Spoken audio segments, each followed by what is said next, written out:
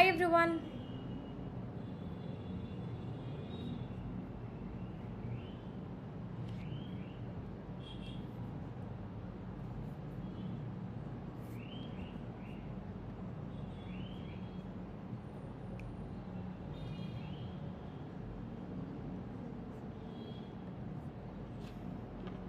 Hi.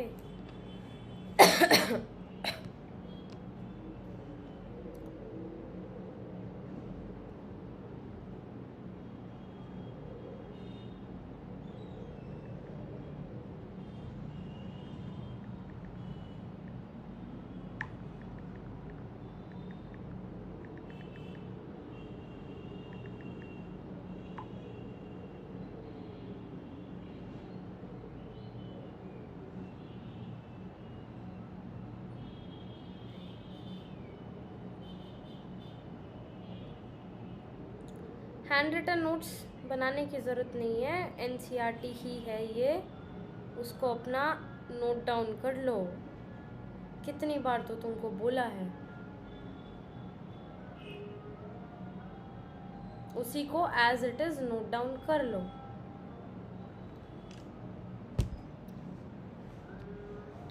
कुछ extra लगे तो उसमें, बाकी नोट्स तो तुम्हारे पास हैं ही रेफ़र करने के लिए। और जो क्या कहते हैं, हाँ, तुम क्यों पूछना, पागल हो, नोट्स प्रिंट करा ले। तुम लोग भी पता नहीं क्या हरकतें रहती है तुम लोग की। एक बात बताओ, तुम लोग रोज क्यों पूछते हो क्लास होगी कि नहीं होगी? तुम लोग को शेड्यूल मिला हुआ है ना, तो फिर हर रोज ऑलमोस्ट हर बच्चे का मैसेज आया मिलेगा क्लास होगी कि नहीं होगी। क्यों कॉमन सेंस नहीं है? आपके पास शेड्यूल नहीं है? आपको बताया नहीं गया है 1 डेट से लेके 5 डेट तक क्लास होगी? कल ये चैप्टर मैं ख़त्म करा दूंगी, उसके बाद 6 तारीख को शिवांगी मैम पूरा इसका रिवीजन करा देंगी। मैंने तो एनसीईआरटी बीच में ही पूरी पढ़ा दी। फिल इन द ब्लैंक्स की फॉर्म में तुम लोग का वो हो जाएगा। फिर 7 से लेके 9 तक मैं फिर पूरा सेल डिवीजन पढ़ा दूंगी। 10 तारीख को फिर तुम्हारा रिवीजन और 11 को तुम्हारा टेस्ट। आपके पास शेड्यूल नहीं है क्या?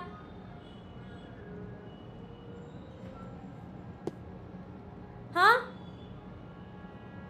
फिर भी उसके बाद फिर कोई वो रिप्लाई नहीं करेगा तो फिर ऐसे करेंगे, रिप्लाई तो करते नहीं हो, ये फिर ये वाली हरकतें मत करा करो यार। बहुत मतलब ऐसे होता है कि अब बुक का एक्सेस कब मिलेगा? मैं पूरी बुक का एक्सेस किसी को नहीं देने वाली हूँ। पूरी बुक का एक्सेस ऐसे थोड़ी होता है तुम उठा के इधर उधर कहीं भी लीक कर दोगे। जैसे ही चैप्टर खत्म होगा ये चैप्टर का आपको दिया जाएगा, उसके बाद दूसरा चैप्टर खत्म होगा, दूसरा चैप्टर आपको प्रैक्टिस करने के लिए दिया जाएगा। 1 बाय 1 चैप्टर वाइज दिया जाएगा। यूँ नहीं मतलब तुम लोग एक साथ उठा के तुमको सारा मटेरियल देते हैं फिर तुम कंफ्यूज रहो। हर रोज मत पूछा करो यार, ठीक है? और बाकी जो डीपीपी वीपीपी का है, हल्का सा मैंने शिवांगी को बोला है, शिवांगी इज मेकिंग डीपीपी, तो कुछ है तो उनको बोल दिया करो, ठीक है? कि ऐसे मत करो मैम, ऐसे चेंज कर दो डीपीपीज का। बाकी मैंने उसको बोला है थोड़ा, और जो भी उसने ऊपर नीचे चीज़ें की हैं वो ठीक कर देगी। चलो आज स्टार्ट करते हैं अपने पास यहाँ पे अपना चैप्टर। कंपैरेटिवली थोड़ा सा अपने पास आज वाला जो लेक्चर है वो छोटा अपने पास रहेगा। एंडोमेम्ब्रेन सिस्टम के बारे में हम लोग पढ़ेंगे। एंड मैं आज पहले ही इन्फॉर्म कर देती हूँ सभी स्टूडेंट्स को, कल का लेक्चर कंपैरेटिवली लंबा रहेगा, तो मैं कल का लेक्चर थोड़ा सा जल्दी स्टार्ट करूँगी, ऑलमोस्ट 7:30 के आसपास। मेरे को बार बार इन्फॉर्म ना करना पड़े, कल वाला लेक्चर आप लोगों का 7:30 के आसपास स्टार्ट हो जाएगा और वो 9:15 के आसपास तक चलेगा। कल का लेक्चर थोड़ा सा कंपैरेटिवली लंबा रहेगा क्योंकि आगे प्लास्टर्स वगैरह वो सब टॉपिक्स हैं, वो सब चैप्टर्स हैं, तो मतलब वो वाला टॉपिक अपने पास है तो वो अपने को कवर करना है, ठीक है? चलो, ऐप में क्लासेस कभी नहीं लेंगे, वहाँ बहुत नेट ख़त्म होता है, ऐसे ही लेंगे। अभी ये क्लास अनलिस्टेड है, जो सिर्फ ऐप के बच्चे हैं उनको ये क्लास नज़र आ रही है। उसके बाद जैसे ये क्लास ख़त्म हो जाएगी मैं इसको यहाँ से प्राइवेट कर दूँगी और यहाँ से उठा के फिर ये कोई नहीं देख पाएगा। उसके बाद यहाँ से उठा के इसको ऐप पे अपलोड कर देंगे। तो रिकॉर्डेड देखना है ऐप पे देखो, लाइव देखना है तो लिंक तुम्हारे पास आता ही है। चलो अब स्टार्ट करते हैं यार अपने पास एंडोमेम्ब्रेन सिस्टम।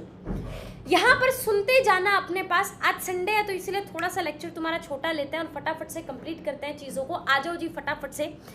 एंडो मतलब अंदर और मेम्ब्रेन का मतलब क्या हो गया, मतलब कोई मेम्ब्रेन यहाँ पर होने वाली है। उस मेम्ब्रेन के ऊपर एक सिस्टम अपने पास यहाँ पर है।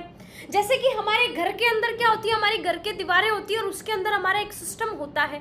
अब क्या जो घर के अंदर अपने पास यहाँ पर होता है वो सब मिलकर आपस में मिलकर काम करते हैं कि नहीं करते हैं? सब लोग आपस में मिलके काम करते हैं या नहीं करते हैं? तो मिलके काम करते हैं। इसी तरीके से हमारे पास क्या होता है, एंडोमेम्ब्रेन सिस्टम होता है, जिसके अंदर कुछ ऑर्गेनेलीज अपने पास होती हैं। कौन सी ऑर्गेनेलीज? मेम्ब्रेनस ऑर्गेनेलीज, जो आपस में मिलकर काम करती हैं।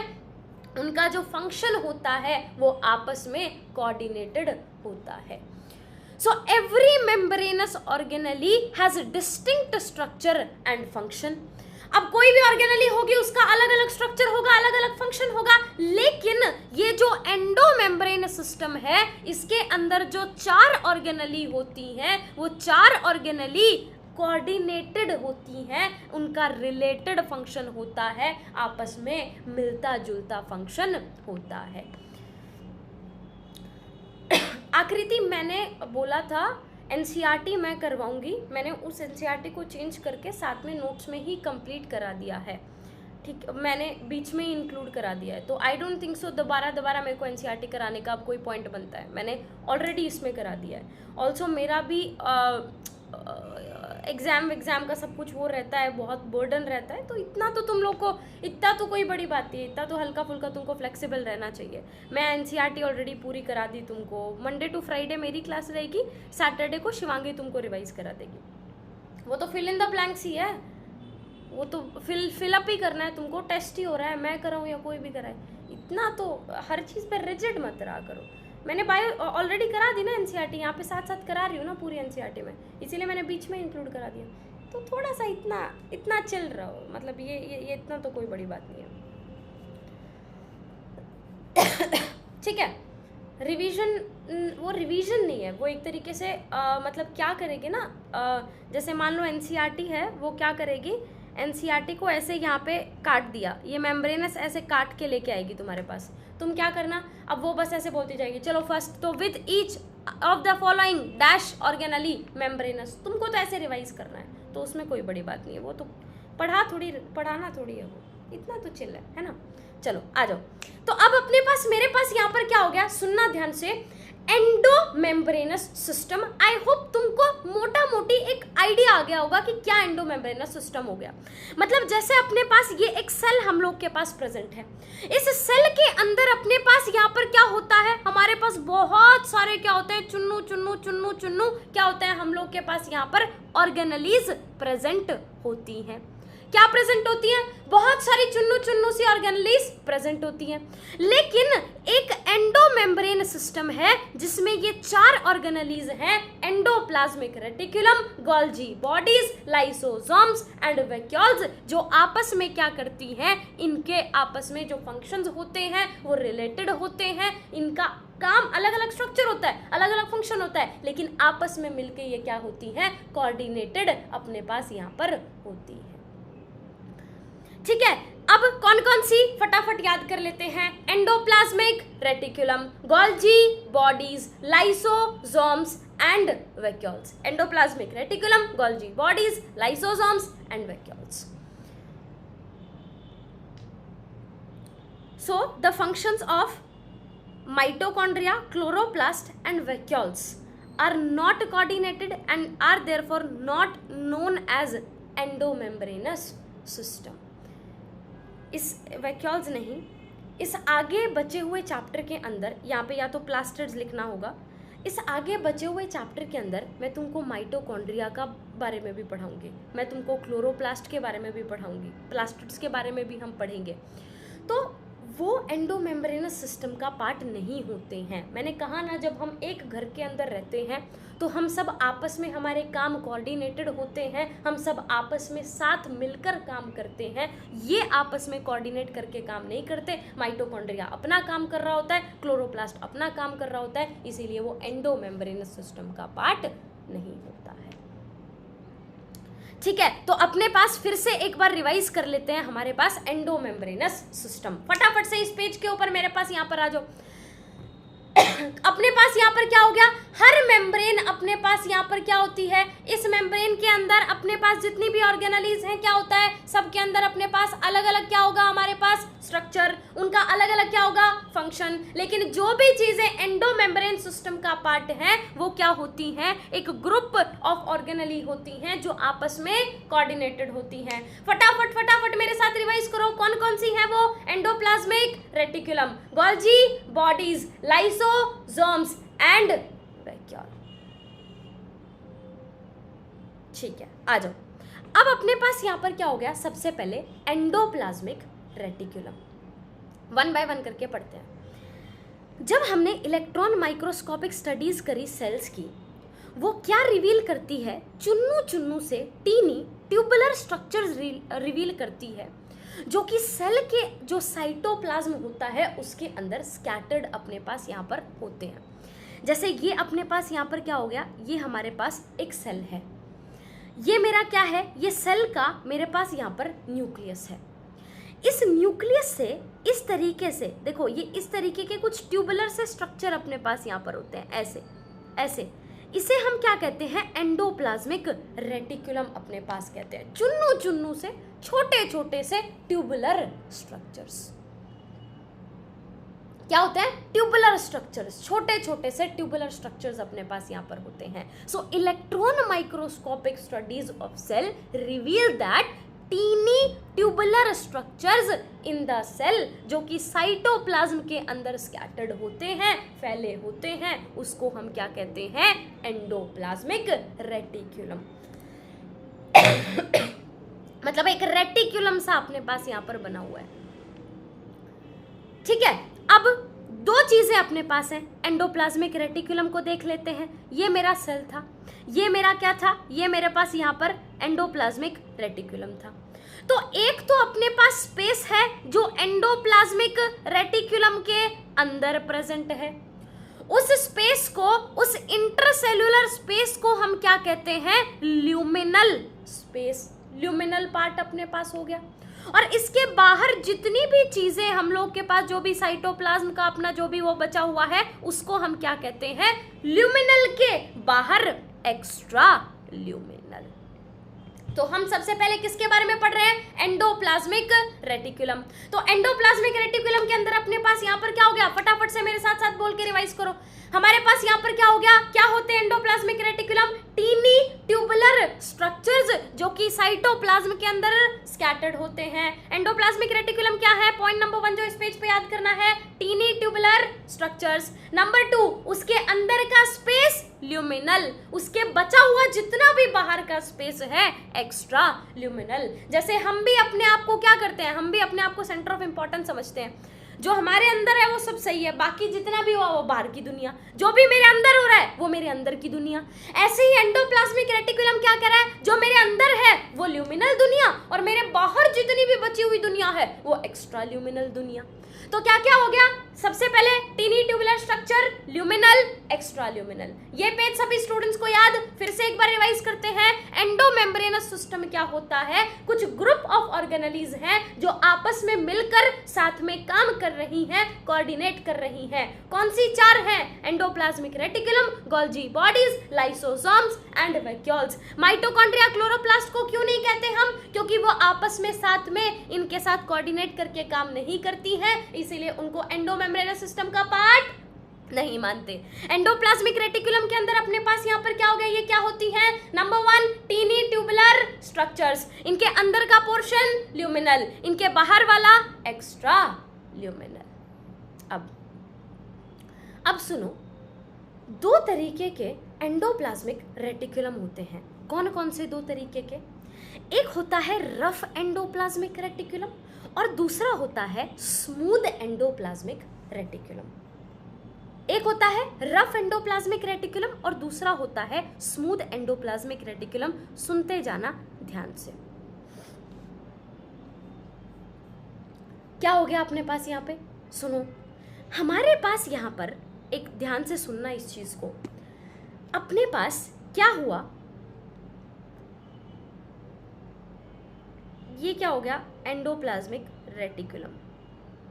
इसके अंदर वाला स्पेस ल्यूमिनल, इसके बाहर बचा हुआ जितना भी स्पेस सेल में प्रेजेंट होता है वो क्या हो गया? एक्स्ट्रा ल्यूमिनल, है ना? अच्छा, अब क्या होता है, कई बार अपने पास, मैंने आपको बोला था, राइबोसोम्स एंडोप्लाज्मिक रेटिकुलम के ऊपर ऐसे बैठे होते हैं। किसके ऊपर बैठे होते हैं? एंडोप्लाज्मिक रेटिकुलम के ऊपर क्या बैठे होते हैं? राइबोसोम्स बैठे होते हैं। अब तुम खुद बताओ, कोई स्मूथ सा सरफेस ऐसे होगा, उसके ऊपर ऐसे rough rough rough rough rough rough ऐसे दाने दाने दाने दाने दाने अपने पास यहाँ पर लगे होंगे, दाने दाने अपने पास लगे होंगे, तो क्या एक रफ सा स्ट्रक्चर नहीं बन गया अपने पास यहाँ पर?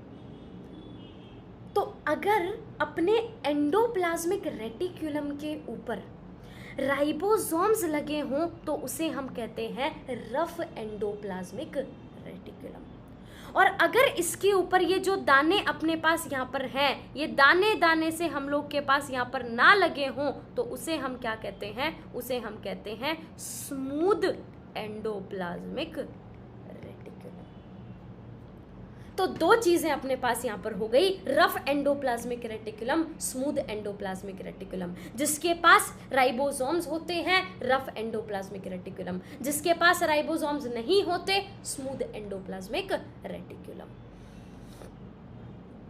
ये क्या होते हैं? मैंने अभी तुमको स्ट्रक्चर बनाया था, ये अपने पास सेल हो गया, ये न्यूक्लियस हो गया, न्यूक्लियस के ही कॉन्टिन्यूअस आगे इस तरीके से एंडोप्लाज्मिक रेटिकुलम जुड़ा होता है। So this is extensive and continuous with the outer membrane of the nucleus. ये अपना सेल हो गया, ये अपना न्यूक्लियस हो गया, और मैंने अभी बोला था कि इस तरीके से न्यूक्लियस के बाहर ऐसे एंडोप्लाज्मिक रेटिकुलम बना होता है। So it is continuous with the outer membrane of the nucleus.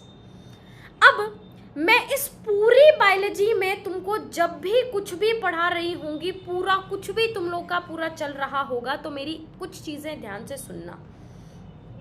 3 चीज ध्यान रखना। एक होते हैं कार्बोहाइड्रेट्स, दूसरे होते हैं प्रोटीन्स, और तीसरे होते हैं फैट्स। ये 3 चीज़ें अपने पास होती हैं जो हमारे खाने में, हमारी चीज़ों में, हमारी हर उसके अंदर देखने को मिलती हैं। कार्बोहाइड्रेट्स, प्रोटीन्स एंड फैट्स, 3 चीज़ें हमेशा। अब फैट का कुछ भी फॉर्म हो सकता है, वो लिपिड की फॉर्म में हो सकता है। कार्बोहाइड्रेट का कुछ भी फॉर्म हो सकता है, वो कुछ और स्टार्च की फॉर्म में, ये वो अलग अलग फॉर्म्स में हो सकता है, लेकिन होती यही 3 चीज़ें हैं, कार्बोहाइड्रेट्स, प्रोटीन्स एंड फैट्स।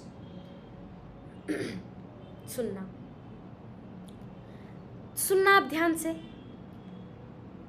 अब अपने पास यहां पर क्या हुआ, एक बात तुम खुद इमेजिन करके देखो, जो चिकना चिकना होता है फैट, चिकना चिकना अपने पास होता है ना फैट, तो हमारे पास लिपिड सिंथेसिस स्मूथ, लिपिड किसका पार्ट हो गया? फैट का पार्ट। तो लिपिड फैट, तो इसका मतलब फैट का सिंथेसिस होगा स्मूथ एंडोप्लाज्मिक रेटिकुलम में।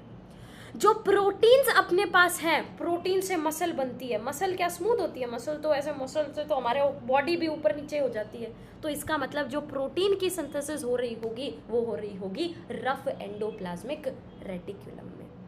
ये ऐसे याद रखना बस, मैंने बस इसीलिए तुमको मोटा मोटी ये याद कराने की कोशिश करी है। तो अपने पास फैट क्या होते हैं, लिपिड क्या होते हैं? लिपिड मतलब स्टीरॉयडल हार्मोन्स, स्टीरॉइड्स, वो स्मूथ एंडोप्लाज्मिक रेटिकुलम का पार्ट होते हैं। और प्रोटीन हमारे पास रफ एंडोप्लाज्मिक रेटिकुलम का पार्ट होते हैं। तो एक बार एंडोप्लाज्मिक रेटिकुलम फिर से अपने पास यहाँ पर रिवाइज कर लेते हैं। कितने तरीके के? 2 तरीके के। चलो फटाफट मेरे साथ आके रिवाइज करो। कितने तरीके के? Rough endoplasmic reticulum, smooth endoplasmic reticulum. साथ साथ बोल बोल के याद करो यार। कौन कौन सा हो गया अपने पास यहाँ पर? Rough endoplasmic reticulum, smooth endoplasmic reticulum. Rough से अपने पास यहाँ पर क्या हो गया? रफ के अंदर क्या होंगे? उसके ऊपर दाने दाने राइबोसोम्स, और इसके ऊपर राइबोसोम्स प्रेजेंट नहीं होंगे।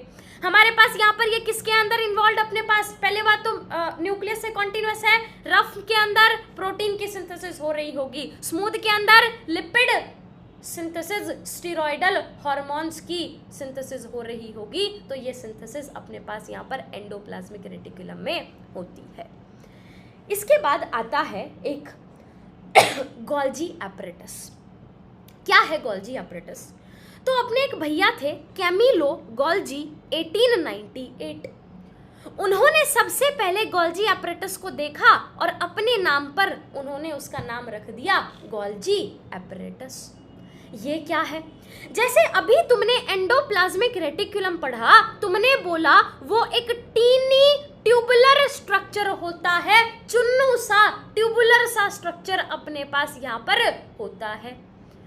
जो गोल्जी एपरेटस है ना, गोल्जी एपरेटस भी कोई खास डिफरेंट नहीं है। ये भी हमारे पास उसी टाइप का एक स्ट्रक्चर होता है, लेकिन डेंसली स्टेन्ड रेटिकुलर स्ट्रक्चर्स ये हमारे पास होते हैं, और ये भी न्यूक्लियस के पास ही अपने पास प्रेजेंट होता है। क्या होता है इसके अंदर? तो गोल्जी के अंदर होती हैं बहनें, सिस्टर्स, सिस्टरने। गोल्जी एपरेटस का स्ट्रक्चर कुछ इस तरीके का होता है, ध्यान से देखना। तो हमारे पास यहाँ पर ये सारे देखो 1 2 3 4 कुछ इस तरीके की अपनी गोल्जी एपरेटस होती है, और 1 2 3 4 5 6 ये सब बहनें मिलकर क्या बना रही हैं? गोल्जी एपरेटस बना रही हैं। इनको इंडिविजुअली हम कहते हैं सिस्टरने। तो गोल्जी एपरेटस के अंदर ये एक दूसरे के ऐसे पैरेलल सिस्टरने अरेंज्ड होते हैं और गोल्जी एपरेटस की फॉर्मेशन करते हैं। तो गोल्जी एपरेटस 1898 में सबसे पहले कैमिलो गोल्जी ने अपने पास ऑब्जर्व किया था। ये क्या होता है? डेंसली स्टेन्ड रेटिकुलर स्ट्रक्चर अपने पास न्यूक्लियस के पास होता है और एक दूसरे के पैरेलल यहाँ पर होते हैं। क्या पैरेलल होते हैं हमारे पास यहाँ पर? सिस्टरने। सिस्टरने, तो काफी सारे सिस्टर ने मिलकर गोल्जी कॉम्प्लेक्स की फॉर्मेशन करते हैं। फ्लैट डिस्क शेप के सैक सिस्टरने 0.5 से लेके 1 माइक्रोमीटर। ये क्या होते हैं? न्यूक्लियस के पास कॉन्सेंट्रिकली अरेंज होते हैं। आप लोगों ने मैथ में पढ़ा होगा कॉन्सेंट्रिक सर्कल, कॉन्सेंट्रिकली अरेंज्ड होते हैं। मतलब अगर तुम इसका यहाँ पे ऐसे सर्कल बनाओगे, देखो यहाँ पे मान लो मैंने इसका मिडल पॉइंट ले लिया, इसका एक सर्कल, ये भी इसका मिडल पॉइंट भी यही होगा, इसका मिडल पॉइंट भी यही होगा, इसका मिडल पॉइंट भी यही होगा, इसका मिडल पॉइंट भी। तो दीज आर कॉन्सेंट्रिकली अरेंज्ड, एक दूसरे के ऐसे पैरेलल अपने पास अरेंज्ड हैं। क्या अरेंज्ड हैं? सिस्टर ने हम लोग के पास यहाँ पर अरेंज्ड हैं। तो फिर से एक बार देख लेते हैं गोल्जी एपरेटस। गोल्जी एपरेटस का मतलब अपने पास यहाँ पर क्या हो गया? हमारे पास ये क्या होता है? First observed by Camillo Golgi. क्या किसने ऑब्जर्व किया था? कैमिलो गोल्जी ने। मेरे साथ साथ अपने पास यहाँ पर बोलते जाओ यार। रेटिकुलर का मतलब होता है नेट लाइक, नेट जैसा। साथ साथ बोलते जाओ यार, तुम लोग तो एकदम वो दिखाई नहीं रहे हो। आ जाओ फटाफट। सबसे पहले कैमिलो गोल्जी ने 1898 के अंदर क्या ऑब्जर्व किया? गोल्जी एपरेटस को। कैसे होते हैं ये? डेंसली स्टेन्ड मैश होता है ना, अपनी जाल होते हैं, जाल जैसा स्ट्रक्चर, रेटिकुलर स्ट्रक्चर न्यूक्लियस के पास में एक दूसरे के पैरेलल प्रेजेंट होता है। क्या प्रेजेंट होते हैं इसके अंदर अपने पास? यहाँ पर फ्लैट डिस्क शेप के सिस्टरने प्रेजेंट होते हैं 0.5 माइक्रोमीटर से 1 माइक्रोमीटर। क्या प्रेजेंट होते हैं इसके अंदर? काफी सारे सिस्टरने प्रेजेंट होते हैं जो न्यूक्लियस के पास कॉन्सेंट्रिकली अरेंज्ड अपने पास यहाँ पर होते हैं। डेंसली स्टेन्ड रेटिकुलर स्ट्रक्चर का मतलब मैश लाइक, और डेंसली स्टेन्ड मतलब एकदम डेंस। अब सुनना, अब इसके अंदर 2 फेस अपने पास यहाँ पर होते हैं। एक है यहाँ पर, यहाँ से क्या शुरू होने वाला है? देखो यहाँ से गोल्जी एपरेटस अपना शुरू हुआ और ऐसे ऐसे हम जाएंगे। ये क्या अब गोल्जी एपरेटस के बारे में हम पढ़ने वाले हैं। तो यहाँ पर एक इस फेस को हम कहते हैं सिस फेस, और यहाँ पर जो ये लास्ट फेस अपने पास यहाँ पर होता है ना, इस फेस को हम कहते हैं trans face. Trans face, maturing face. अब सुनना ध्यान से, मैं तुमको एक चीज बताती हूँ, ध्यान से देखते जाना क्या होता है सिस्टम, तुमको बहुत इजीली प्रॉपरली चीजें समझ में आएंगी। ये क्या था, ये मेरे पास यहाँ पर मेरा टीनी ट्यूबुलर एंडोप्लाज्मिक रेटिकुलम था। क्या था, टीनी सा ट्यूबुलर सा एंडोप्लाज्मिक रेटिकुलम मेरे पास यहाँ पर प्रेजेंट था। इसी के पास में अपने पास यहाँ पर क्या प्रेजेंट है, ये कुछ इस तरीके से, जो भी हम अब खुद बना लेना, इतनी अच्छी ड्राइंग तो मेरी नहीं है। ये हमारे पास यहाँ पर इस तरीके से नहीं, मान लो मैं इसको ऐसे बनाती हूँ, ये एंडोप्लाज्मिक रेटिकुलम मेरा हो गया, और यहाँ पर क्या हो गया, मेरा गोल्जी एपरेटस। गोल्जी एपरेटस के अंदर अपने पास यहाँ पर क्या होगा, ये क्या था हमारे पास, सिस फेस। लास्ट वाला अपने पास यहाँ पर क्या है, लास्ट वाला हमारे पास है ट्रांस फेस। अब सुनो ध्यान से, इसमें एक है रफ एंडोप्लाज्मिक रेटिकुलम, एक है smooth endoplasmic reticulum. Rough endoplasmic reticulum ने किस चीज की फॉर्मेशन करी थी, प्रोटीन की। स्मूथ एंडोप्लाज्मिक रेटिकुलम ने किस चीज की फॉर्मेशन करी थी, अभी अभी तुमने देखा, फैट लिपिड्स की फॉर्मेशन अपने पास यहाँ पर करी थी। तो इसने किसकी फॉर्मेशन कर दी, लिपिड की फॉर्मेशन कर दी। ठीक है, अब एंडोप्लाज्मिक रेटिकुलम बोला मैंने, ये बना दिए। अब यहाँ पर सबसे पहले ये प्रोटीन आता है किसके पास, सिस फेस के पास। सिस फेस से अंदर घुसता है, गोल्जी एपरेटस में अंदर जाता है, जाता है, जाता है, और गोल्जी एपरेटस का काम होता है पैकेजिंग करना। अभी तुम एंडो मेम्ब्रेन सिस्टम पढ़ रहे हो, और मैंने तुमको बोला था कि एंडो मेम्ब्रेन सिस्टम के अंदर सबका जो काम होता है वो कोऑर्डिनेटेड होता है, उनका काम मिला जुला होता है। तो एंडोप्लाज्मिक रेटिकुलम ने प्रोटीन बनाया, प्रोटीन बनकर अपना गोल्जी एपरेटस के अंदर गया। गोल्जी एपरेटस क्या करती है, इसकी पैकेजिंग करती है। तो सबसे पहले ये प्रोटीन एंटर कहां पर कर रहा है, सिस फेस में कर रहा है, इसीलिए इस फेस को फॉर्मिंग फेस भी कहा जाता है। अंदर जाकर इसकी पैकेजिंग हो जाएगी, ये मैच्योर हो जाएगा, यहां से बाहर निकल कर आएगा, इसीलिए इसको मैच्योरिंग फेस भी अपने पास कहते हैं। ठीक है, तो प्रोटीन के आगे क्या लगा देती है, ये ग्लाइको प्रोटीन लगाती है। तो एंडोप्लाज्मिक रेटिकुलम प्रोटीन भेजते हैं, और जैसे ही उनकी पैकेजिंग होती है, गोल्जी एपरेटस ग्लाइको प्रोटीन बनाकर भेजती है।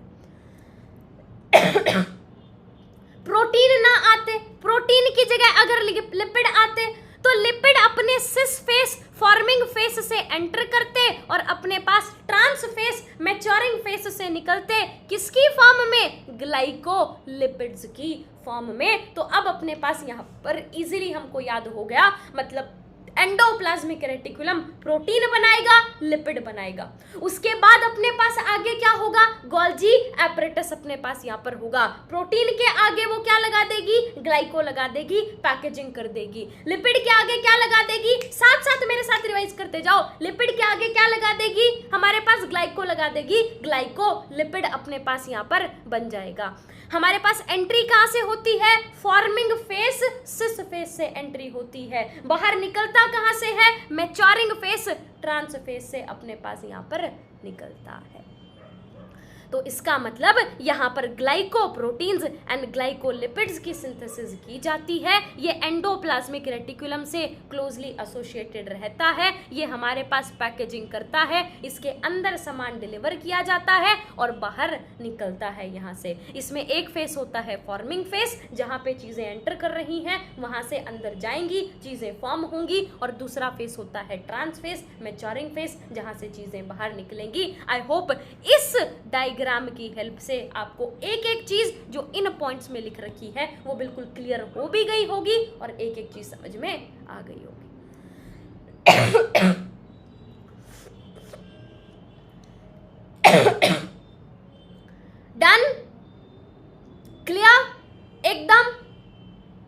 गया अपने पास यहाँ पर। तो एंडोप्लाज्मिक रेटिकुलम प्रोटीन का सिंथेसिस करता है, पैकेजिंग अपने पास गोल्जी करता है सिस से ट्रांस फेज के अंदर।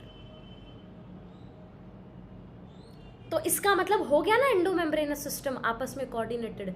हमारा एक उससे एंटर किया, किससे, एंडोप्लाज्मिक रेटिकुलम ने सामान बनाया और गोल्जी एपरेटस ने उसको पैक कर दिया। इसीलिए हमने बोला था कि यहाँ पर जो काम होते हैं वो कोऑर्डिनेटेड आपस में होते हैं।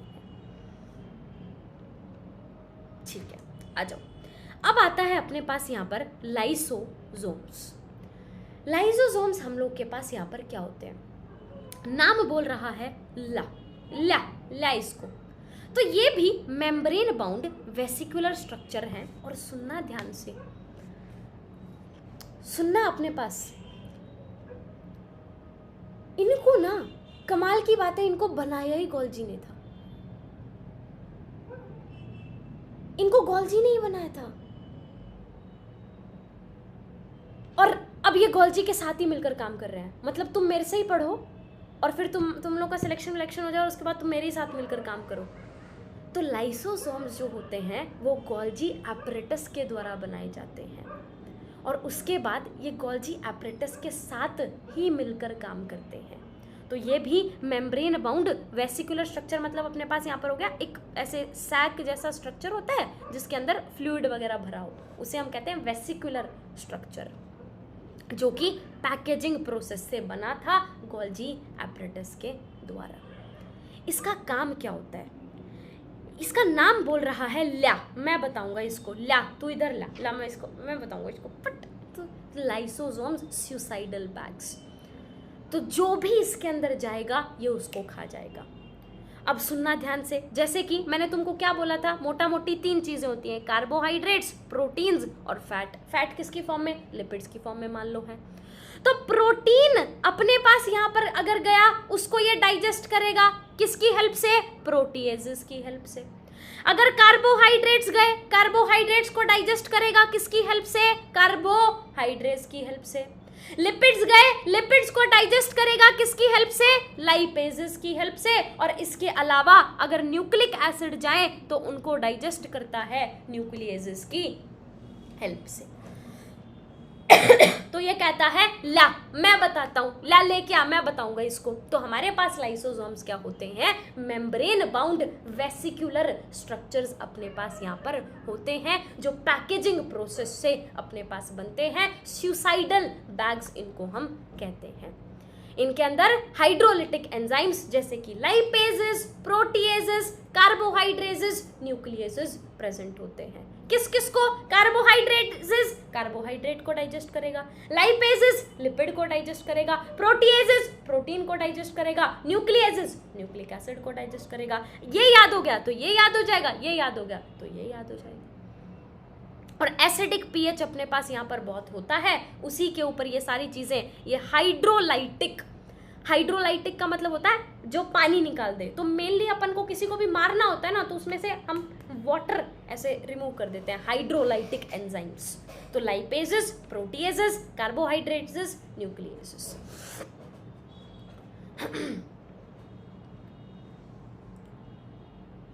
सारा ग्लाइको क्यों लगेगा बताइए ना, तुमको पीएचडी नहीं करनी कि प्रोटीन के आगे ग्लाइको क्यों लगेगा। बस गोल्जी एपरेटस करती है पैकेजिंग, वो बनाती है प्रोटीन को, ग्लाइको प्रोटीन पैक करके भेजती है, ग्लाइको प्रोटीन की फॉर्मेशन करती है। लिपिड हो तो ग्लाइको लिपिड बना के भेजती है। इसमें क्यों बनाती है वो तुमको जानने की क्या जरूरत है, जो आएगा वो याद करो ना बस। क्यों, और क्यों का तो मतलब ही क्या उठता है इसमें, बनाती है तो बनाती है। आपका नाम सारा क्यों है, पापा ने वही क्यों रखा, रक्षिता क्यों नहीं रखा, अमीना क्यों नहीं रखा है, इन चीज़ों का जवाब थोड़ी होता है, वो तो भगवान से पूछना पड़ेगा फिर मेरे को, है ना भाई साहब। ओ भाई साहब क्या कहते हो आप, मानते हो बात को। अनंता वेसिकुलर मतलब अभी अभी बोला था, फोड़ दे बेटा, तेरा बाप अंबानी, तेरा बाप तो है ही नहीं असल में, तेरी माँ अंबानी है। अभी अभी वेसिकुलर का मतलब बोला था। आई डोंट नो आप क्लास सुनते हो कि नहीं सुनते हो, फिर बोल देते हो कि पढ़ाया नहीं। वेसिकुलर का मतलब मैंने बोला था हमारे पास इस तरीके से एक मेम्ब्रेन का छोटा सा सैक होता है जो फ्लूइड से भरा होता है, तो यहाँ पे भी फ्लूइड भरे हुए हैं ना, हाइड्रोलाइटिक एंजाइम्स भरे हुए हैं ना, तो लाइसोसोम्स अपने पास यहाँ पर हो गए। तो एक बार लाइसोसोम्स रिवाइज कर लेते हैं। क्या दिखाऊं इसको, पढ़ा है ये यहाँ पे, क्या दिखाऊं इसको, लो देख लो। हेलो भाई साहब, एक्सक्यूज मी, दिखा दो उनको शक्ल अपनी।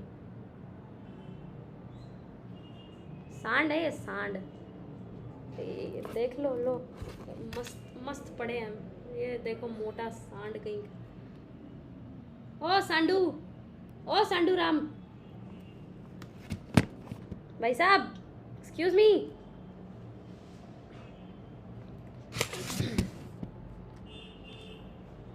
एक और दिखाऊं तुमको, एक और दिखाऊं तुमको, कुछ और दिखाऊं तुमको।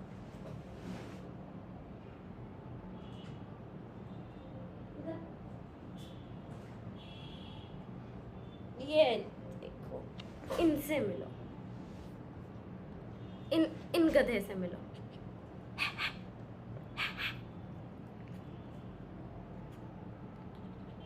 I know, I look cute. I know I look cute.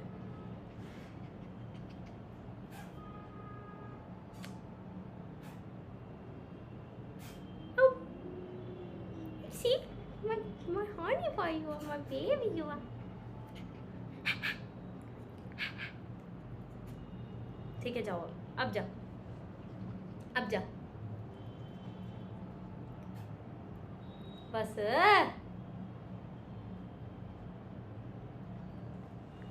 बस बस बस बस, जाओ जाओ जाओ जाओ, go play. Say hi. Hi, my name is Ixie. Hello. Hi everyone. My name is Ixie. I'm the biggest gada of this country.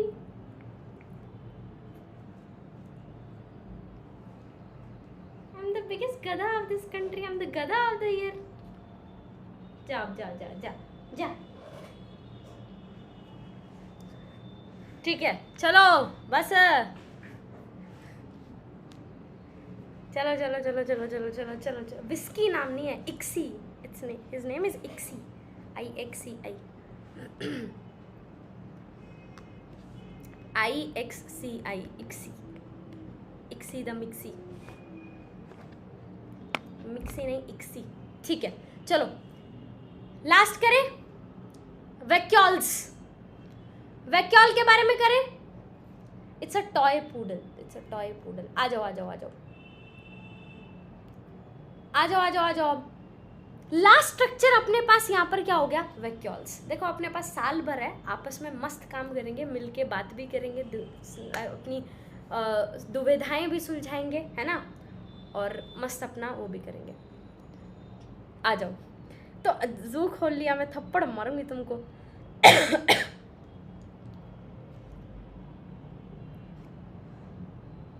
तो vacuoles अपने पास यहाँ पर क्या होते हैं, ये भी मेम्ब्रेन बाउंड स्पेसेस होते हैं। और मैंने तुमको ऑलरेडी एक चीज बताई ही थी, कल याद कराया ही था कि अपने पास जैसे ये प्लांट सेल है, प्लांट सेल के अंदर लार्ज वैक्यूल्स अपने पास थे, लार्ज सेंट्रल वैक्यूल्स थे, याद है कि नहीं है? हाँ जी, लाइसोसोम को इंटरकनेक्ट करके समझाओ गोल्जी बॉडी से। रिया रंजन, कुछ लाइसोसोम्स को क्या, कुछ भी गंदगी वहाँ पे बनी, कुछ भी बना, ये लाइपेजेस वाइपेजेस जो गलत बन के आए उनको डाइजेस्ट करने का काम करता है, बस। उसके अलावा मैंने बोला था हमारे पास ये एक प्लांट सेल है, प्लांट सेल के अंदर तो एक लार्ज सेंट्रल वैक्यूल होता है, एनिमल सेल में भी छोटे छोटे वैक्यूल प्रेजेंट होते हैं। तो क्या होता है वैक्यूल? मैंने आपको एक बात बोली थी, अब प्लांट तो इधर उधर जाके वॉशरूम तो जा नहीं पाएगा, तो वो जितना भी उसका एक्सक्रीटरी मटेरियल है या फिर जो अपना स्टोर हाउस होता है ना घर का, उसको कहते हैं वैक्यूल। तो इसके अंदर कुछ भी वाटर, कोई सैप अपने पास, कोई एक्सक्रीटरी प्रोडक्ट या फिर कोई मटेरियल जो यूज का ना हो, तो वो सारी की सारी चीजें किसके अंदर होती हैं? वैक्यूल्स के अंदर होती हैं। ये भी क्या होते हैं? मेम्ब्रेनस अपने पास होते हैं। और साथ में इसकी मेम्ब्रेन को याद रखना, इसकी मेम्ब्रेन का नाम होता है टोनोप्लास्ट। क्या होता है? टोनोप्लास्ट। प्लास्ट। फिर से रिवाइज करते हैं एक बार अपने पास यहाँ पर। तो हमारे पास यहाँ पर क्या होते हैं, वैक्यूल्स होते हैं। वैक्यूल्स की भी मेम्ब्रेन होती है, मेम्ब्रेन का नाम क्या होता है, टोनोप्लास्ट। उसके अलावा किसी की मेम्ब्रेन का नाम हम याद नहीं करते हैं। एक बाहर की सेल मेम्ब्रेन, सेल वॉल याद रखते हैं, लेकिन वैक्यूल्स की सेल मेम्ब्रेन का नाम एनसीईआरटी के अंदर क्लियरली रिटन है और उसका नाम क्या है, मेरे साथ साथ बोलो फटाफट, टोनोप्लास्ट। एक सिंगल मेम्ब्रेन अपने पास यहाँ पर होती है। अब क्यों इसकी मेम्ब्रेन का नाम याद करना जरूरी है, मतलब ऐसा नहीं है कि इसकी मेम्ब्रेन का नाम याद करना जरूरी था, बट इसकी मेम्ब्रेन काफी इंपॉर्टेंट होती है। क्यों? क्योंकि देखो यार, मान लो यहाँ कुछ भी कूड़ा कचरा बना या फिर कुछ हमारा जो सामान हमारा यूज का नहीं है, उसको हम अपने घर में क्या रखते हैं, हमारे घर में उसको स्टोर रूम में रखते हैं कि नहीं रखते हैं? बिल्कुल रखते हैं। और जब भी हमको कुछ भी सामान की ज़रूरत हो, कुछ भी चीज़ की ज़रूरत हो, उस स्टोर रूम से हम निकाल के अपना सामान लेके आते हैं ना। तो इसी तरीके से यहाँ पर बहुत सारे आयन्स वगैरह पड़े होते हैं, बहुत सारी चीज़ें जिसका यूज़ मुझे अभी नहीं है, लेकिन कभी तो हो सकता है। घर का स्टोर रूम तो बहुत इंपॉर्टेंट होता है, हर घर में स्टोर रूम ज़रूर होता है। तो इसीलिए अपना जो ये स्टोर रूम है ना, जो ये वैक्यूल है, ये वैक्यूल बहुत ही ज़्यादा इम्पॉर्टेंट है, क्योंकि जब भी हमको किसी आयन वायन की ज़रूरत पड़ेगी, किसी चीज़ की ज़रूरत पड़ेगी, तो एक्सचेंज करने के लिए हमारे पास यहाँ पर क्या होगा, वैक्यूल अपने पास यहाँ पर होगा, उसके अंदर हम लोग यहाँ पर करेंगे। टोनोप्लास्ट उसकी मेम्ब्रेन जो है वही अलाउ करेगी कि वो आयन यहाँ से जाएगा या नहीं जाएगा, आयन यहाँ अंदर आएगा या नहीं आएगा, यही मेम्ब्रेन डिसाइड करती है। That's why it is very important. So अपने पास यहाँ पर क्या हो गया, tonoplast facilitates transport of ions and number of ions in and out of the vacuole. और एक और चीज बता दूं, एक बहुत स्पेशलिटी क्या होती है, तुमको भी पता होगा, तुम्हारा स्टोर रूम कैसा होता है। मैं एक बात बोलूं, तुमने अगर मेरी एक वर्ड तुमको सुन लिया ना तुमने मेरा, vacuole is equals to store room, तुम्हारी जिंदगी क्लियर है। स्टोर रूम में इतना सामान ऐसे धक्के से हम भरते हैं अगेंस्ट द कंसंट्रेशन ग्रेडियंट, तो यहाँ पर वैक्यूल में भी चीज़ें अगेंस्ट द कंसंट्रेशन ग्रेडियंट होती हैं। ऑलरेडी आयन ज़्यादा होते हैं, उसके बावजूद भी और जितने भी आयन होते हैं, ऑलरेडी उसमें इतना सामान भरा पड़ा है स्टोर रूम में, और जितना भी घर का एक्स्ट्रा सामान है सब उसमें दगा के भर दो। सेम यही चीज़ अगेंस्ट द कंसंट्रेशन ग्रेडियंट अपने पास लोअर कंसंट्रेशन से हायर कंसंट्रेशन की तरफ हम वैक्यूल के अंदर भरते हैं। इतना समझ लेना, vacuole is equals to store room, तुम्हारी जिंदगी क्लियर, ठीक है। और प्लांट में तो तुमको पता ही है, लार्ज सेंट्रल वैक्यूल होते हैं, ऑलमोस्ट उसका 90% जो वॉल्यूम है वो ऑक्यूपाई कर लेते हैं। इसके अलावा फूड वैक्यूल भी होते हैं कुछ लोगों के अंदर, मतलब उनमें फूड पार्टिकल्स एनगल्फ करके बनते हैं, फूड स्टोर होता है उनके अंदर। जैसे अमीबा है, अमीबा में कॉन्ट्रैक्टाइल वैक्यूल होता है। अब तुमको पता ही है ऐसा होता है अपना अमीबा ऐसे ऐसे ऐसे ऐसे ऐसे ऐसे करके चलता है, तो उसका वैक्यूल भी उसके साथ कॉन्ट्रैक्ट होगा, ऐसे ऐसे ऐसे ऐसे ऐसे ऐसे चलेगा। वही उसका ऑस्मो रेगुलेशन, उसका आयंस का ऑस्मो रेगुलेशन मतलब होता है ऑस्मोलैरिटी, जिसको हम एक्सक्रीशन वाले चैप्टर में पढ़ेंगे। आयंस का बैलेंस बना के रखना और एक्सक्रीशन में हम लोग के पास यहाँ पर हेल्प करता है।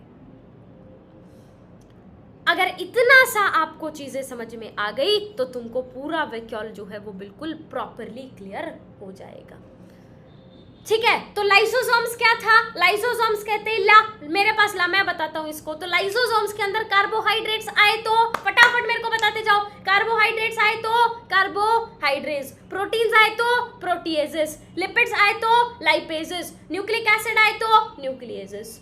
ये क्या होते हैं हमारे पास, membrane bound vesicular structures, packaging process में बनते हैं खुद, और अब उसी के साथ मिलकर काम कर रहे हैं, सुसाइडल बैग इसे कहते हैं, और एसिडिक पीएच पर एक्टिव होते हैं।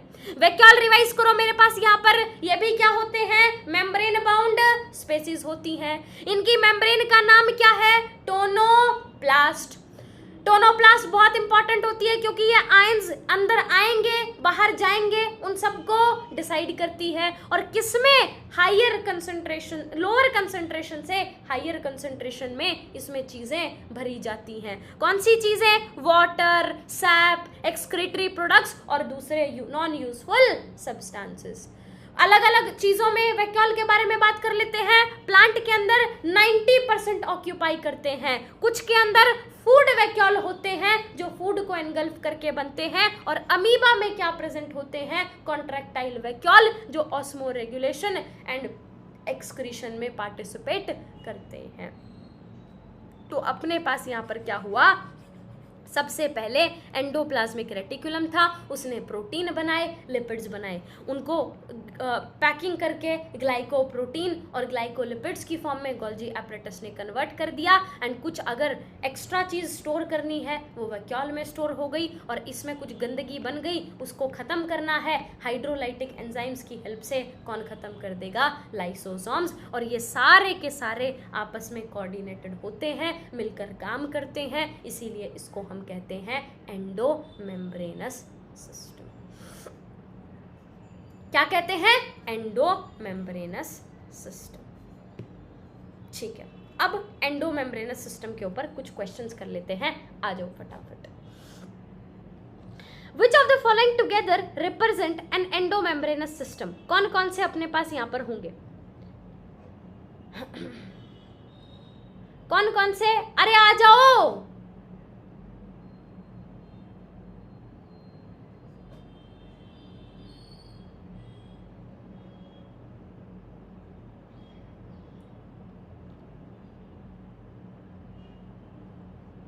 यार करो शुरू।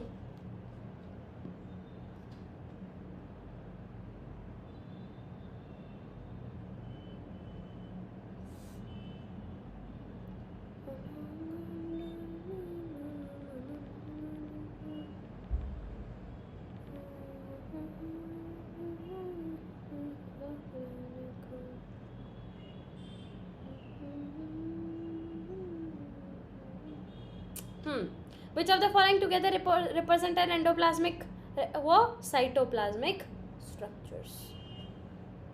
Next, proteins are synthesized in which of the following organelle of the endomembrane system? Proteins कौन बनाते हैं? Endoplasmic reticulum बनाते हैं। ठीक है, उसको सुसाइडल बैग इसलिए कहते हैं लाइसोसोम्स को, क्योंकि कहाँ गया? क्योंकि ये जो हाइड्रोलिटिक एंजाइम बना रहा है ना, ये क्या करता है? खुद फट जाता है। कैसे कैसे बनाता है ये? कैसे डाइजेस्ट करता है ये? लाइसोसोम क्या करता है? फट जाता है, और फट के मतलब खुद सुसाइड कर लिया इसने, और सुसाइड करके ये डाइजेस्टिव एंजाइम रिलीज करता है, तब जाके ये इनका डाइजेशन होता है। ये जो हाइड्रोलिटिक एंजाइम्स है ये बर्स्ट करके लाइसोसोम तब बनते हैं, इसीलिए उसको वो सुसाइड करा उसने तब बने ना, इसीलिए उसको सुसाइडल बैग अपन वहाँ पर कहते हैं। और सैप का मतलब हो गया अपने पास एक तरीके से पानी स्ट्रक्चर जिसमें कुछ आयंस होंगे, कुछ चीज़ें अपने पास होंगी, उसको सैप हम कहते हैं। ठीक है, तो ये सब चीज़ें बहुत बेसिक है, 8th 9th क्लास के पाप हैं तुम्हारे, बहुत गजब वाले, है ना। Which of the following biomolecules are contained in the lysosomes? Lysosomes के अंदर कौन कौन से होते हैं? इसमें अभी पढ़े हमने न्यूक्लिक एसिड्स। नेक्स्ट,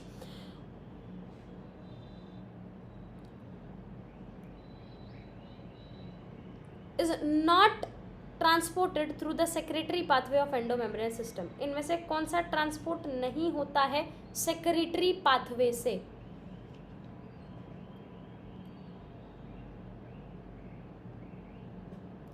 कौन सा ट्रांसपोर्ट नहीं होता है?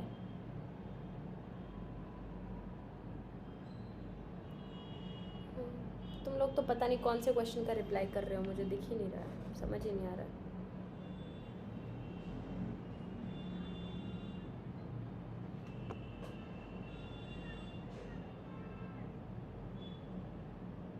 अभी तुम हो कौन से क्वेश्चन पे, कोई मुझे बताएगा?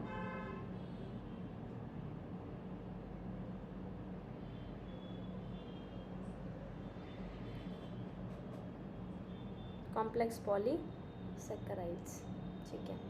The rough endoplasmic reticulum is involve in, rough endoplasmic reticulum किसके अंदर इन्वॉल्व होता है?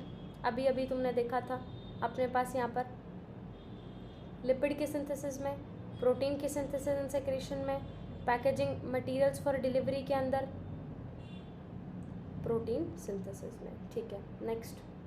Next organelle responsible for packaging materials and modifying proteins before their release is, कौन सी ऑर्गेनेली पैकिंग वैकिंग करके भेजती है? Golgi apparatus. Next question, lysosomes contain which type of enzyme, lysosomes के अंदर कौन से टाइप ऑफ एंजाइम होते हैं?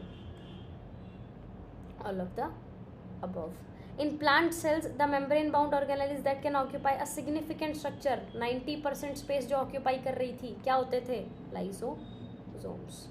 Assertion: the endomembrane system include organelles such as endoplasmic reticulum. हाँ. Golgi apparatus. हाँ. Lysosomes, vacuoles. True. These organelles work together to coordinate various cellular functions. This is also true. अब because लगा के देखते हैं. The endomembrane system organelles such as the endoplasmic reticulum, Golgi apparatus, lysosomes and vacuoles, because these organelles together work together to coordinate various cellular functions. Yes, it is A. इसीलिए वो endomembrane system कहलाया, इसीलिए वो endomembrane system कहलाया। यहाँ पर confusion हो सकती है बी में भी, लेकिन ज्यादा ठीक ए है, क्योंकि अपने पास endomembranous system includes these organelles. क्यों? Because these work together to coordinate various cellular functions. इसीलिए थोड़ा असर्शन रीजन में कभी ना कभी कंफ्यूजन होती है। किसका हो गया? वैक्यूल ना, 8th का क्या? अच्छा सॉरी, लाइसोसोम्स बोल दिया मैंने, वैक्यूल 90% वैक्यूल, ठीक है, वैक्यूल वो हो गया, जल्दी में हो गया होगा, जैसे तुम करके आते हो नीट में। ठीक है, next, the rough endoplasmic reticulum is involve in protein synthesis and secretion. हाँ, true. The rough endoplasmic reticulum is studded with ribosomes which are the sites of protein synthesis. This is also true. So the rough endoplasmic reticulum is involved in protein synthesis and secretion because it is studded with ribosome, क्योंकि उसके ऊपर ribosomes होते हैं, वो protein synthesis करते हैं. So this is answer A. ये हो गया आंसर A. ठीक है, तो आज इतना ही अपन करेंगे। पूरा एंडोमेम्ब्रेनस सिस्टम अपन ने पढ़ लिया। अब इसकी एनसीईआरटी एक बार फटाफट से देख लेते हैं। While each of the membranous organelles is distinct in terms of its structure and function, जितनी भी membranous organelles अपने पास यहाँ पे उनका अलग अलग स्ट्रक्चर फंक्शन अपने पास यहाँ पर होता है। इसमें से काफ़ी सारी हमारे पास क्या करती हैं, कोऑर्डिनेटेड होती हैं और मिलकर एक एंडोमेम्ब्रेन सिस्टम अपने पास यहाँ पर बनाती हैं, क्योंकि उनका जो फंक्शन होता है वो कोऑर्डिनेटेड होता है। कौन कौन सी आती है इसमें? Endoplasmic reticulum, Golgi complex, lysosomes and vacuoles. Mitochondria, chloroplast, peroxisomes, यहाँ पे परऑक्सीसोम्स कर लेना, वहाँ पे हमने वैक्यूल्स लिख दिया था, वो चेंज कर लेना, ठीक है। तो इनका काम क्या होता है? ये आपस में कोऑर्डिनेटेड नहीं होती ऊपर वाले चीज़ों के साथ, इसलिए ये एंडोमेम्ब्रेन सिस्टम का पार्ट भी नहीं होती। आपको इतना चीज़ें समझ में आ गई होंगी। सो इलेक्ट्रॉन माइक्रोस्कोपिक स्टडीज जब हमने यूकैरियोटिक्स उसकी देखी, तो हमने एक नेटवर्क रेटिकुलम देखा, एक मैश जैसा स्ट्रक्चर देखा, टीनी ट्यूबुलर स्ट्रक्चर जो कि साइटोप्लाज्म में स्कैटर्ड होता है, उसे हम कहते हैं एंडोप्लाज्मिक रेटिकुलम।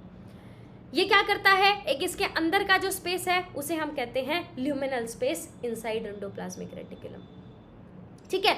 एक बाहर का, उसके बाहर का स्पेस, एक्स्ट्रा ल्यूमिनल स्पेस, उसे हम कहते हैं एक्स्ट्रा ल्यूमिनल स्पेस। सो इसके अंदर राइबोसोम अटैच्ड अपने पास यहाँ पर होते हैं। अगर राइबोसोम अटैच्ड हो तो उसे कहा जाता है रफ एंडोप्लाज्मिक रेटिकुलम, और अगर राइबोसोम प्रेजेंट ना हो तो ये स्मूथ दिखते हैं, इसीलिए इसको कहा जाता है smooth endoplasmic reticulum. Rough endoplasmic reticulum, protein की सिंथेसिस एंड सेक्रेशन, और कहाँ पर? ये न्यूक्लियस की मेम्ब्रेन से जस्ट बाहर होते हैं, कॉन्टिन्यूअस होते हैं। ये न्यूक्लियस अपना हो गया और ये रफ एंडोप्लाज्मिक रेटिकुलम हो गए जस्ट उसका continuous. Smooth endoplasmic reticulum is the major site for lipid synthesis in animal cell. Lipid like steroidal hormones are synthesized in SER। इसके अलावा कैमिलो गोल्जी ने 1898 में सबसे पहले एक डेंसली स्टेन्ड रेटिकुलर स्ट्रक्चर को ऑब्जर्व किया न्यूक्लियस के पास। उसका नाम क्या रखा? Golgi apparatus. इसके अंदर क्या होते हैं? काफी सारे फ्लैट डिस्क शेप के सिस्टर ने 0.5 से 1 माइक्रोमीटर इन डायमीटर, ये एक दूसरे के पैरेलल अपने पास यहाँ पर होते हैं और अलग अलग varied number of cisternae Golgi complex में प्रेजेंट होते हैं। ये अपने पास यहाँ पर कॉन्सेंट्रिकली अरेंज होते हैं न्यूक्लियस के पास। हाँ, एक चीज रह गई, जो एक सिस फेस मैंने बोला था, एक ट्रांस फेस बोला था। सिस फेस होता है कॉन्वेक्स शेप का और ट्रांस फेस होता है कॉनकेव शेप का। ये होता है कॉन्वेक्स शेप का और ये होता है कॉनकेव शेप का, ये और याद रखना, ठीक है। तो हमारे पास यहाँ पर डिस्टिंक्ट कॉन्वेक्स सिस अपने पास यहाँ पर हो गया, या फिर फॉर्मिंग फेस भी इसको कह सकते हैं, और दूसरा कनकेव ट्रांस या फिर मैच्योरिंग फेस अपने पास यहाँ पर हो गया। सिस और जो ट्रांस फेस अपने पास ऑर्गेनली के हैं वो इंटायरली डिफरेंट होते हैं, लेकिन इंटरकनेक्टेड अपने पास यहाँ पर होते हैं। तो गोल्जी एपरेटस प्रिंसिपली पैकेजिंग का काम करती है, हमारे पास इंट्रासेलुलर टारगेट्स वगैरह को फिर वहाँ पर वो डिलीवर करती है, सेल के बाहर भी सेक्रेट अपने पास यहाँ पर करती है। वेसिकल्स की फॉर्म में यहाँ पर क्या होता है, सबसे पहले एंडोप्लाज्मिक रेटिकुलम किसके साथ फ्यूज्ड होता है, सिस फेस के साथ। सिस फेस से खाना एंटर किया गोल्जी एपरेटस में, वहाँ से वो किसकी तरफ जाता है, मैच्योरिंग फेस की तरफ, ट्रांस फेस की तरफ। इसीलिए जो गोल्जी एपरेटस है और एंडोप्लाज्मिक रेटिकुलम है वो आसपास रहते हैं, क्योंकि एंडोप्लाज्मिक रेटिकुलम उसको बना रहा है और गोल्जी एपरेटस उसको पैक कर रहा है। Number of protein synthesized by ribosomes और endoplasmic reticulum are modified by the cisternae of Golgi apparatus before they are released from its trans phase। ये तुमको पता चल गया। Golgi apparatus is important site for the formation of glycoproteins and glycolipids। glycoproteins बनेंगे और glycolipids बनेंगे। These are membrane bound vesicular structures formed by the process of packaging in the Golgi apparatus। मैंने बोला था बने ही Golgi apparatus में और अब उसके साथ ही मिलकर काम करेंगे। Isolated lysosomal vesicles have been found to be very rich in almost all type of hydrolytic enzymes, जैसे कि हाइड्रोलाइसिस, लाइपेजेस, प्रोटीएजेस, कार्बोहाइड्रेट्स सब अपने पास यहाँ पर होते हैं और एसिडिक पीएच पे काम करते हैं। किसको डाइजेस्ट करते हैं, कार्बोहाइड्रेट्स को, प्रोटीन्स को, लिपिड्स को, न्यूक्लिक एसिड्स को, ठीक है। तो वैक्यूल क्या हो गया, एक मेम्ब्रेन बाउंड स्पेस अपने पास यहाँ पर है जो साइटोप्लाज्म के अंदर अपने पास मिलता है। वाटर, सैप, एक्सक्रीटरी प्रोडक्ट और other materials are not useful for the cell.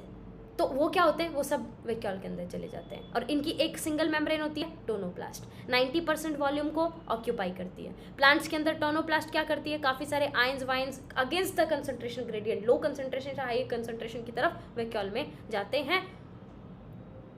तो इसका मतलब वैक्यूल के अंदर ज्यादा आयंस मिलेंगे in comparison to the cytoplasm. Amoeba में कॉन्ट्रैक्टाइल वैक्यूल होता है जो ऑस्मोरेगुलेशन एक्सक्रीशन में उसकी पार्टिसिपेट करता है। काफी सारे सेल जैसे कि प्रोटिस्ट के अंदर फूड वैक्यूल्स अपने पास यहाँ पर प्रेजेंट होते हैं जो कि फूड उसको एनगल्फ करके अपने पास बनते हैं। तो ये हो गया हम लोग के पास लाइसोजाइम्स, ठीक है।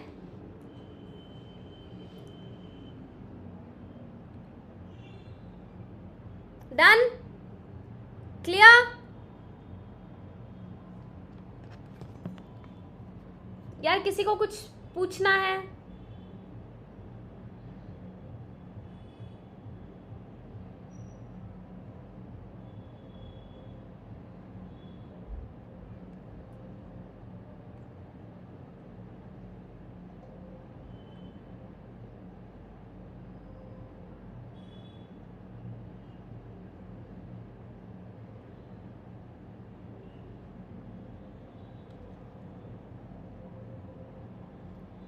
अब ये वीडियो यहाँ से हट जाएगी और अब इसको हम ऐप पे डाल देंगे, ठीक है। अब मैं इसको यहाँ से प्राइवेट कर दूंगी, जिसने लाइव देखना था देख लिया।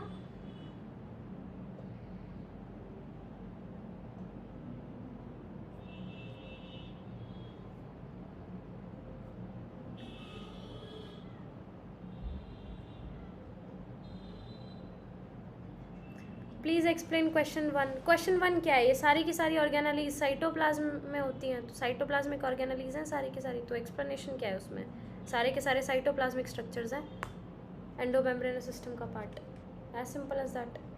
सेल रिसेप्टर हैं क्या, सेल के मैक्रोमॉलिक्यूल्स हैं क्या, न्यूक्लियर स्ट्रक्चर्स हैं क्या, साइटोप्लाज्मिक स्ट्रक्चर्स हैं।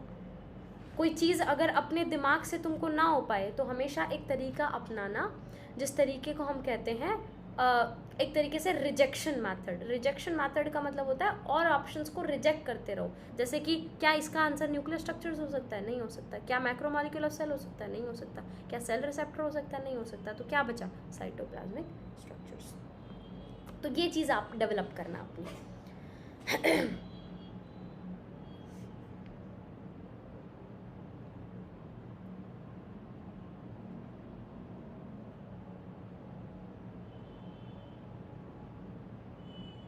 कार्बोहाइड्रेट का फंक्शन सेल मेम्ब्रेन में कुछ नहीं।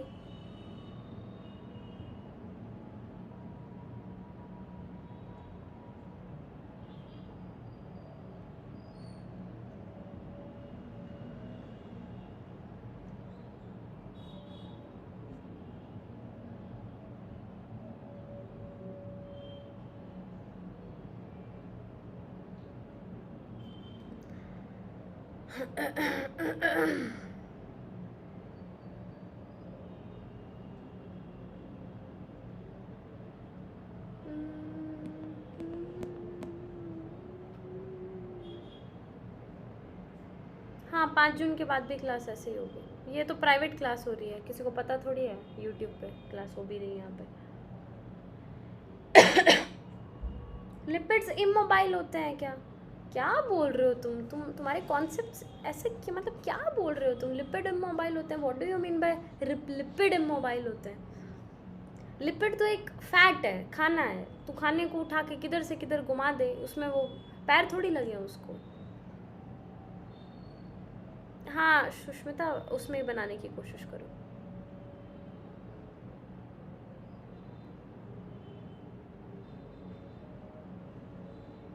हाँ जी भाई साहब, उड़ गए। मॉर्निंग।